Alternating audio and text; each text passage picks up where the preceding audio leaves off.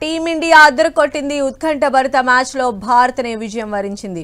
న్యూజిలాండ్తో జరిగిన champions trophy ఫైనల్లో 4 వికెట్ల తేడాతో ఘన విజయం సాధించింది. నువ్వా నేనా అన్నట్లుగా సాగిన ఫైనల్ ఫైట్లో పైచేయి సాధించి కప్పును ఎగరేసుకెళ్లింది. రోహిత్ శర్మ కెప్టెన్ ఇన్నింగ్స్ ఆడటం, చివరిలో కేఎల్ రాహుల్ సమయోచిత బ్యాటింగ్తో ఛాంపియన్స్ ట్రోఫీని భారత్ మూడోసారి ముద్దాడింది.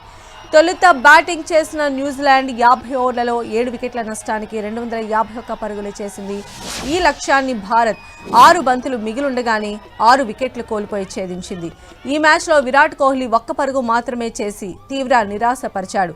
శ్రేయస్ అయ్యర్ 48 పరుగులు, కేఎల్ రాహుల్ 34 పరుగులతో రాణించారు. న్యూజిలాండ్ బ్యాటింగ్ లో మిచెల్, బ్రాస్వెల్ హాఫ్ సెంచరీలతో అదరగొట్టారు.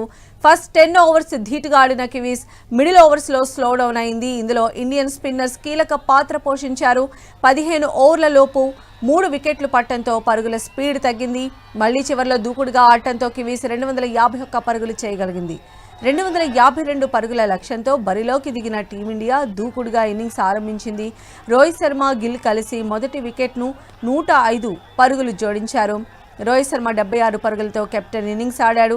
అయితే కోహ్లీ ఇలా వచ్చి అలా వెళ్లిపోవడంతో టీమిండియాలో విజయం దోబూచలాట మొదలుపెట్టింది. మిడిల్ ఓవర్స్లో ఇండియా కూడా రన్స్ రాబట్టేందుకు శ్రమించింది. శ్రేయస్ అయ్యర్ వికెట్ పడకుండా కాసేపు నిలబట్టడంతో విజయానికి మార్గం పడినట్లయింది. అతనికి కేఎల్ రాహుల్ తోడయ్యాడు.